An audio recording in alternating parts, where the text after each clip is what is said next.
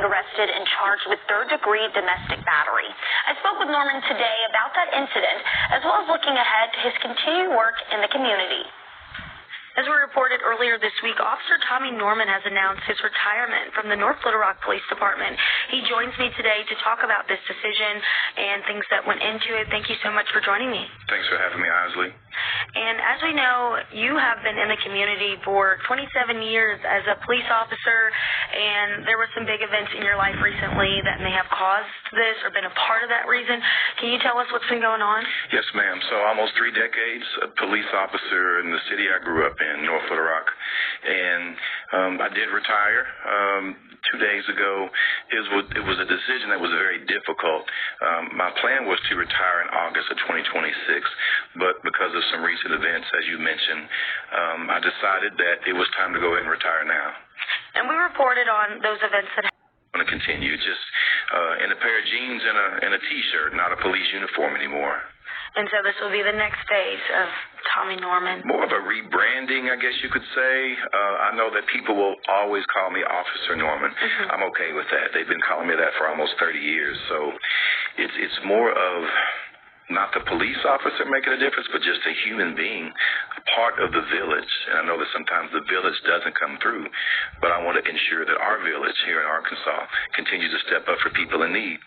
I've heard of a smear campaign or some racist, maybe Aryan Nation group that has been out to get Officer Norman for, several years.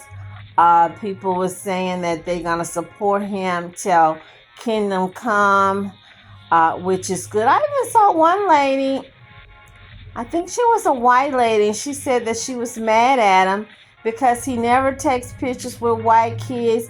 He never gives gifts to white kids. She only see him with black kids. And I was thinking, I wonder if she's from that guy Eric Orwell all-white community. You guys, I'm just saying, because that's not true. I have seen him with white people, with white kids, with white disadvantaged people, giving out gifts, giving money, getting hugs, feeding them. So I don't understand where that's coming from, because that part of Arkansas is predominantly more of a black area. I already shared with you, a lot of people moved from Pine Bluff to other suburbs that was all white. Okay. One more story. I know y'all love my stories, don't y'all? They're not AI generated inspired stories. They're real stories. One of my sisters worked with a lady a couple of years ago.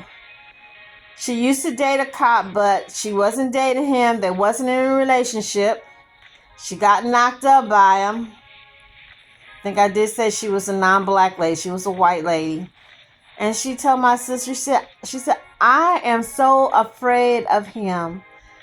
She was telling my sister how she was struggling to raise their child. The child was like right under 5 years old.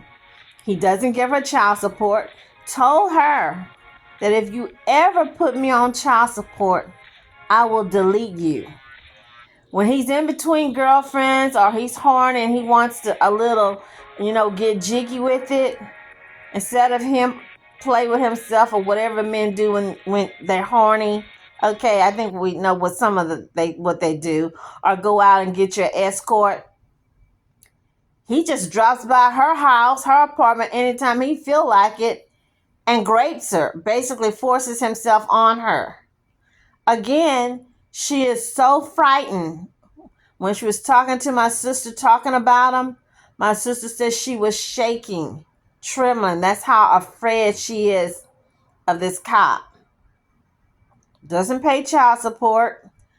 Comes by whenever he's horny or freaky and grapes her, takes advantage of her. Give her money whenever he feels like it.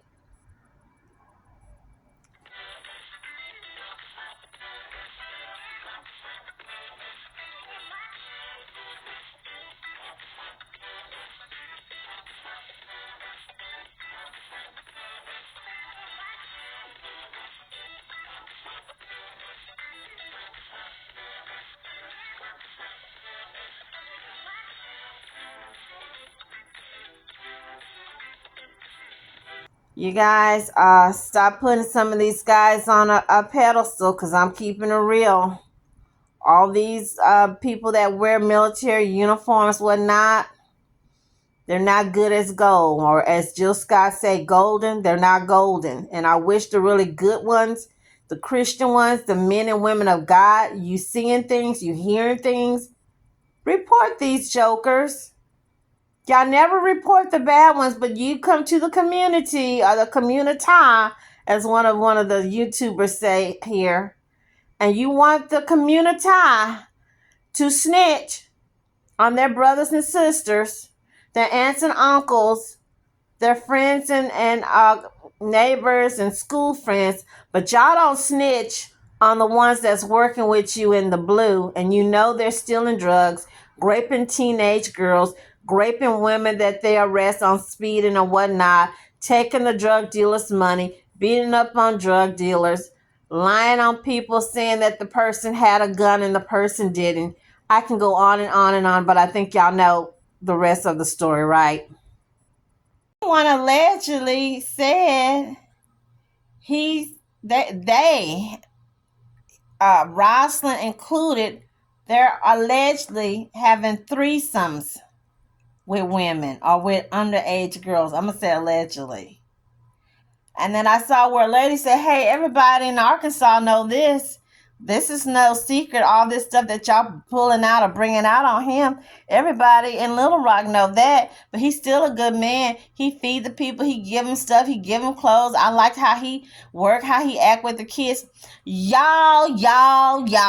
That's right. Y'all need to stop with the white savior complex. That is what I'm seeing. The white savior complex. We just so happy and glad.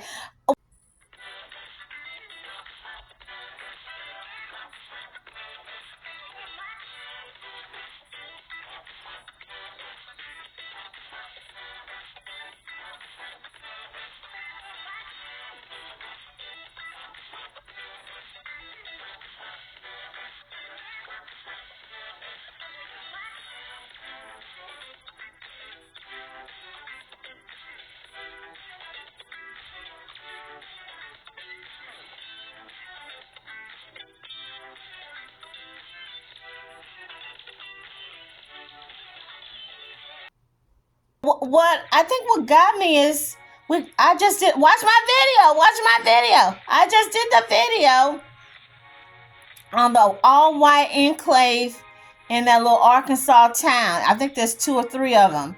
I told y'all last year I ran into this little young white guy, blue-eyed blonde, decent looking little guy, long ponytail. He told me he was from Arkansas. He had a little business in the mall. Get back. It was like 2 years whenever the Olympics was going on. Whenever the Olympics, because he didn't he didn't tell me right off the bat he was married to a black lady. I'm trying to think, how did that happen? Okay, he was telling me she was working on her master's or getting her second master's, and I don't think she was quite 26. And that so I assume, yes, you guys, don't get me. I assume he was married to an Asian girl, because like I said, he's lily white, blue-eyed blonde, Nordic looking. He wasn't real tall, but he was like 5'8", 5'9". So I just assumed he's married to an Asian lady. I don't know why I didn't. Well, okay, so then when he said she was going for the tracks, I know she was going for running or track and field. I'm thinking, wait a minute. I don't know. Don't get me. I don't know no Asian girls doing track and field in the Olympics. I'm just saying. And I look at him. I said, is your wife black? He said, yeah, my wife is. I said, why did you why didn't you just tell me that from the very beginning? But make a long story short, he said that the people were leaving Pine Bluff, Arkansas, the white people, and that the town was like overrun. It was just crime. It was bad. So that's why they moved to Texas. And that he's trying to start up a business. And I said, okay, I'm thinking, y'all, I ask questions. She's on her master's. I forgot what she was doing for a living, and he was like bartending, like, here or there. He to me, he didn't really have a 9 to 5, 8 to 5 job with good benefits. Okay, so I'm thinking, okie dokie. So I said, well, why are you not in school? Why are you not in college? And he was like, that's not for me. I don't plan on going to college, or I don't want to go to college or something. Back to Officer Norman. That's the first thing I thought when I saw him a couple of years ago when I found his page. He's not talking about any kind of issues like the cop, uh, police brutality, profiling, the cop shootings. He's not talking about what this little guy just told me. All the white people left the town or go to another town. And Pine Bluff, by the way, 72% black. 32,000 is the average income. The average age is about 38. So I think he said the town they were going to was Whiteville. Well, that's a population of about 5,000 people versus Pine Bluff had a population of about, give or take 40,000. So I don't know, that didn't make sense. But again, Officer Norman's not talking about that, y'all. He's not talking about the stuff like you see that Chicago priest down there at St. Sabina, priest, Father Flager. He's not talking about that. He's not talking about that. He doesn't want to rock the boat, as they say. Some more. And with that point, being a former officer now, retiring, that's something that's going to follow you. That's a part of your DNA almost now. Your family is a part of that as well. How's your wife doing? So it's obviously the elephant in the room. When I go further and speak, speaking engagements that I already had planned before this happened, I want to remain transparent. Rosalind, my wife, she is very emotional still about what took place. That was a night that we, as I mentioned before, our life changed in a matter of seconds. And if we could go back and change it, we would, but we can't. And so we will just have to see how that plays out. Yes, it's still being, I guess, in the process through the court system. Hopefully we hear something soon. My prayer is that it's dismissed, or this chapter can close and the new chapter will begin. So now people will be watching. This was everywhere, all over the news, worldwide, as we talked about before. What can we watch out for next from you? Well, you've got the holidays coming up. We have Thanksgiving, so I want to be a part of helping families with Thanksgiving. Once again, I've been doing that. Mm-hmm. Christmas is always a big thing for me, to choose some families to go out and deliver gifts to families or take kids shopping. Once again, that'll be in a different role. And I'm looking forward to 2026, because in 2025 has been probably the most difficult year of my life. So 2026, I'm looking forward to that day because I can actually start over in a new year. And before we've interviewed you, when you were, working with the government to change administration with your daughter and all of that, can we see you going back into that as well and helping people? Yes, ma'am. My daughter passed in 2021 from fentanyl, and because of me being a police officer, that's something that obviously I already took seriously. Mm-hmm. But also my schedule was so restricted because I was a full-time employee, and I wasn't able to take off a lot of times. But now I can focus more on drug prevention, especially with fentanyl. And to be quite honest, if I want to remain transparent, it's touching on domestic violence. Mm-hmm. And with domestic violence, some of your fans were victims of domestic violence, been around it. There's more people that we know that are affected by it. Do you have any words of encouragement or condemning that right now? Yes, I would say that if you and your significant other are in a verbal altercation, to leave. Someone go in another room. Someone leave and go to a family member's house. Separate from each other. I think that would be the best advice. If the police are needed, call the police. Is there anything else you want to leave us with today? Just want to let people know that where I am in life right now doesn't define who I am. All right, thank you. Thank you so much. Thank you. All right. But they said she deactivated her Instagram account, allegedly. All this is allegedly.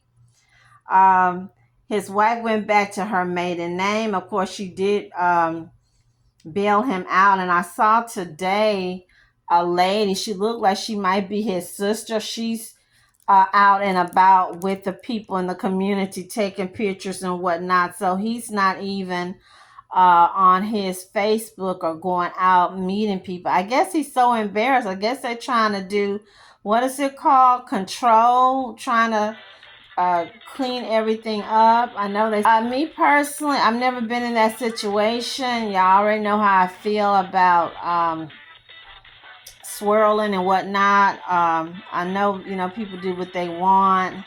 I know people say we're all human beings. Love have no color.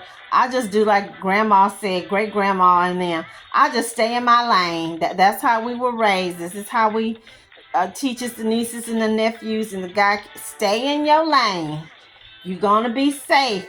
You don't have to worry about going to Thanksgiving, Christmas dinner, somebody calling you out your name and your husband just sitting up there looking stupid, or coming back home after being called the N-word and he just looking at you stupid and he doesn't, don't have to worry about all that. What's going to happen to this couple? What should happen? I don't think the wife should have called. I wouldn't have called on her. I would have just kind of got my cell phone out of the picture, got my child, went to my mama house. I really don't think this was the first rodeo. I think this has happened before.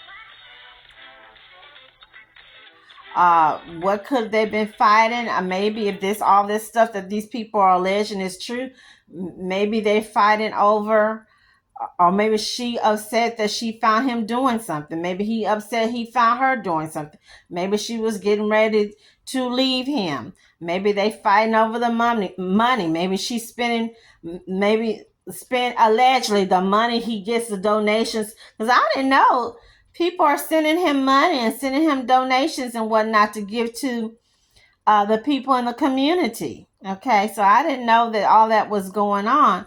And so, but I'm kind of glad in a way to see the community and the audience take up for him and fight for him like that. And then there's a part of me, I'm upset that they're doing it, because let's say his wife is really an abuse wife, spouse, because we know I did the stories before. I did a 10-page report when I took a college course a couple of years ago. Domestic violence is very high in the police department. Police officers. I got a funny story. I know y'all gonna get me. I ramble. I know. But somebody's gonna be listening to this. Remember I shared with you I was trying to get on with the sheriff department? No, not as a cop, but as a I don't know what you call clerical, whatever you call the people. And the guy that does the polygraph, he came in to talk to us, and he said, I want y'all to know that when these cops' wives call looking for them, you don't say anything, because we've had problems where the secretaries slip and she tell the wife that, oh no, he off today, he didn't come in, or he never been here in two. Don't tell the wife anything, because we don't want any issues, because we've had problems like this before. Remember, going back to what I told you, my coworker said that her husband went to that biker thing with all the police cops, and they all had their side chick, their side HO with them. Rosalind, all I can tell you, y'all need counseling. It's what goes on between you and your hubby is y'all business, but when it gets to where you calling the cops and he's been exposed, you've been exposed, and I just hope that it don't to ease the pain. You know, everybody is not the same when they're dealing with grief. I just hope, because we know, I'm fixing to go there, we know those types like the Officer Norman and whatnot, what have we seen? They get mad, they get depressed, they don't want their wife to leave, they don't want stuff being outed, they don't want to be humiliated. They take out the whole family, okay? So we don't, want to see none of that happen. So, but I hope that she wasn't calling the cops on him just to try to put him in order. And I also hope that he's not in the home putting paws on his wife. And I really hope that it's all lies, that they're out there, especially with her being a pre-K teacher, doing threesomes, grooming girls, inviting these people that y'all supposed to be helping to come to your homes for no telling what. But yeah, so that's my take, my 25 cents on this couple, and I hope and pray that all this is not true. I hope and pray, because the people in the community, they really need that help. They really need all that help that they can get. And he, to me, appear to be sincere and caring. And I like something one of the TikTok dudes said, and I love how he said it. He said, man, y'all know, if Officer Norman was a black dude and he did all this, he would have been under the table. He would have been under the jailhouse. Y'all would have been throwing rocks and bricks and trying to get in there and whoop him up and beat him. Y'all would have been tearing his name up. He's right. But instead of that, y'all see him as the great white savior, the great white hope, the great white thunder. I don't know. You guys, I'm out. That's my thoughts, my 25 cents. Leave me your comments. Do you know any cops? Have you dated a cop? Are the female cops worse than the men cops? Talk about that. I think one of my cousins in Lafayette, she's a cop. She might be mad at me because I posted a couple little bad things about cops a couple months ago, and I haven't heard from her at all, because I had called her to ask her if some people I saw on a Savoy website, if they were related to us. And I'm still waiting for my cousin to return my call. Maybe she got offended. I don't know, you guys. But I'm going to still keep talking about cops. They do something bad, I'm going to keep wearing their names down. I don't care, because nobody is paying me to or sending me Papa John pizzas, or sending us gift cards to PF Chang. I'm going to keep talking about them. Hey, you guys, thank you for joining me at What Else Maria Loves to Talk. Stay safe, healthy, and blessed. And when you run into good cops, bless them.